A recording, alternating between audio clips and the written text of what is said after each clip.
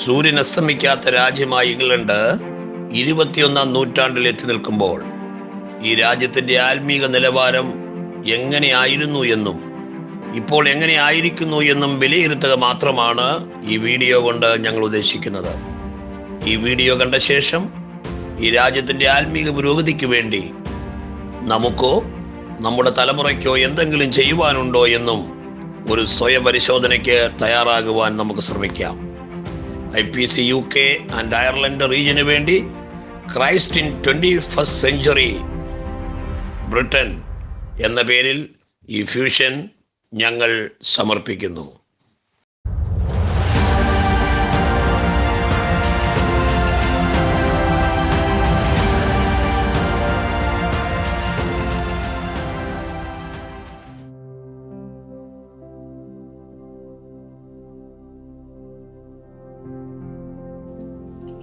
The first evidence of Christianity in England is seen from late 2nd century. At that time, Romans persecuted Christians across England. In AD 313, the Emperor Constantine granted Christians freedom of worship. In the 5th and 6th centuries, pagan people invaded England. With all invasions and persecutions, Christianity still continued to thrive. In the 5th and 6th centuries, Christianity spread widely across Ireland, and Scotland was a fully Christian state by then. In the end of the 7th century, all of England were Christians with very minor pagan worshippers. By 10th century, the growth resulted in a religious revival, giving birth to new churches across Britain.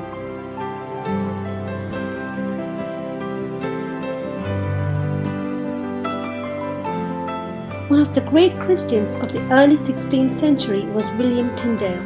In 1525, Tyndale translated the New Testament and a part of Old Testament into English. Tyndale was then burned to death. The First Baptist Church in England began meeting in 1612, and later many independent churches were formed. Religious enthusiasm began to revive in England during the 18th and 19th centuries. It was in the early 20th century that the Pentecostal churches were formed. People began to experience the gifts of the Holy Spirit and started praying in tongues, resulting in a great revival.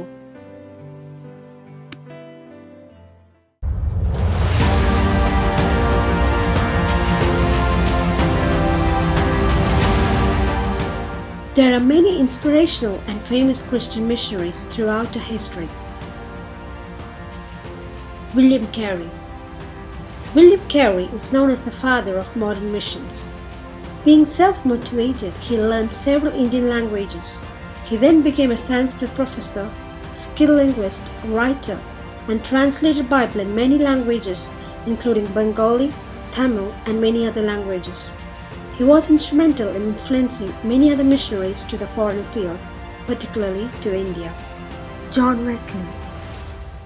John Wesley, born in 17th century, was the founder of Methodist Church along with his brother Charles Wesley, Robert Kirkham, and William Morgan. He saved thousands of people and made them faithful Christians. Today, there are 300,000 Methodists in Britain and an estimation of around 70 million worldwide. George Muller.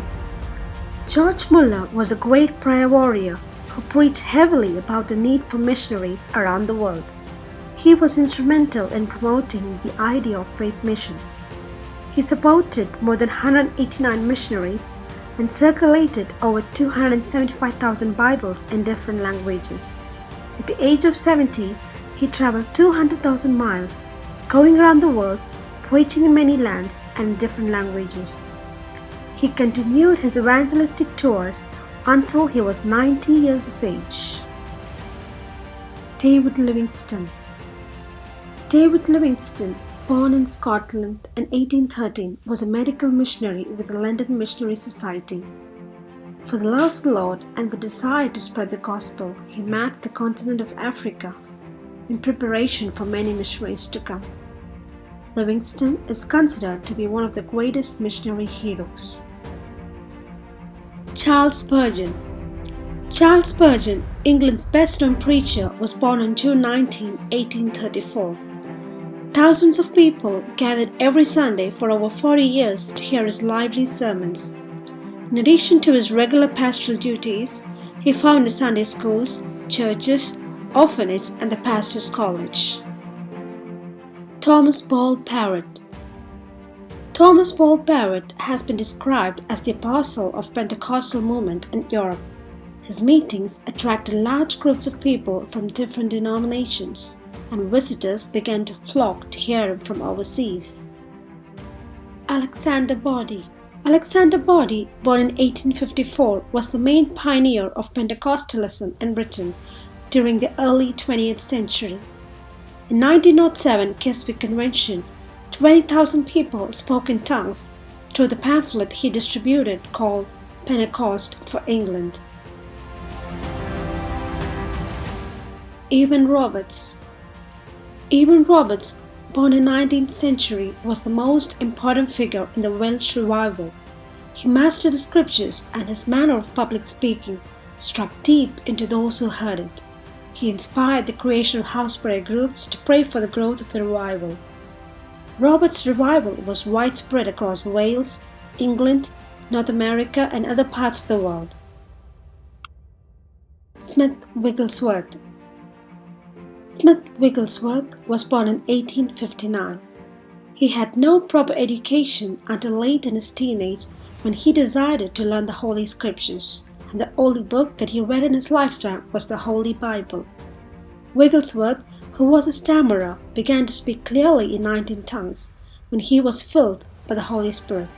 He has risen many people from death.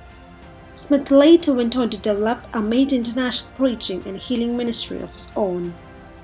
George Jeffreys. George Jeffreys was arguably the most influential and the most gifted preacher that the British Pentecostal movement has ever witnessed.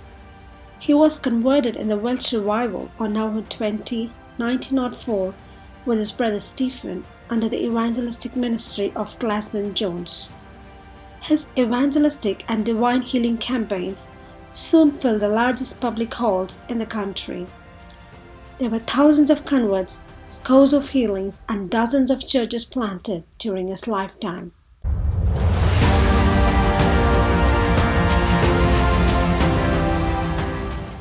The Welsh Revival.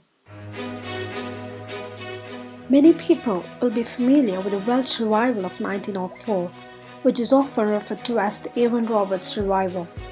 Only 17 people were present at the first meeting, and later the revival spread as he was invited to other places, and within 6 months it is estimated that over 100,000 were converted.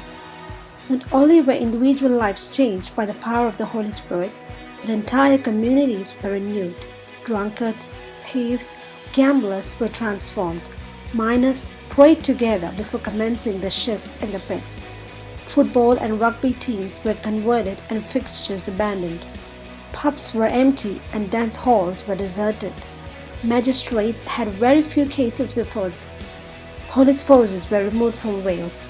The revival of 1904 was the most widespread of all awakenings, affecting all parts of the world.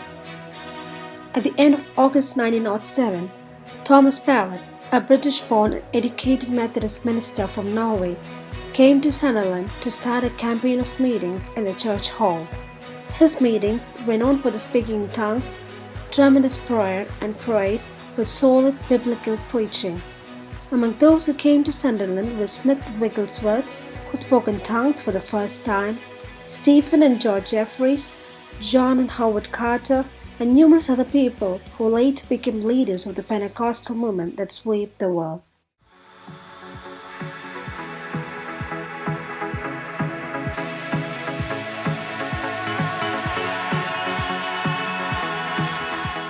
According to the recent study of the percentage change of the UK church membership, almost all the major denominations witnessed a negative growth, whereas the Pentecostal churches grew by 21% in 2013 and is predicted to grow to 25% by 2020.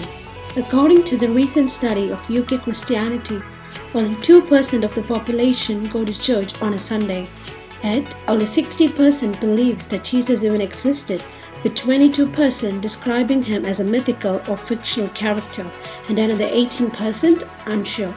In England, Church membership is forecast to decline to 2.53 million by 2025. Churches are turning to pubs and shopping centers. Every 10 years, the census spells out the situation in detail. Between 2001 and 2011, the number of Christians born in Britain fell by 5.3 million, that is about 10,000 a week. The British Social Attitudes Survey indicates that Anglicanism is declining faster than any other major denomination. With the current rate of decline, it will be said to disappear from Britain by 2033. Perhaps one of the most important lessons we need to learn from the 1904 revival is that a revival can never be arranged. We can and should be prepared for it. And when God sees the time is right, we must respond by ensuring that it reaches out into society and is not confined to any church buildings. Now is the time. Are we ready to respond?